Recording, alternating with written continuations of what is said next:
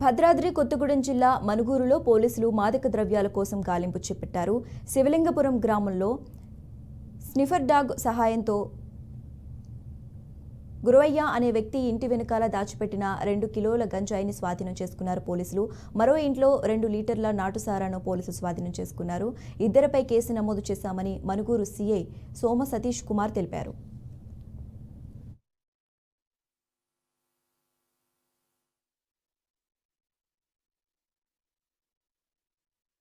Dog name వచ్చేసి Gracie, narcotic డాగు.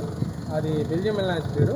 మనం IITM Moinabad హైదరాబాద్లో ట్రైనింగ్ తీసుకొని వచ్చాము. 8 మంత్స్ ట్రైనింగ్ కంప్లీట్ చేసుకొని వచ్చాము.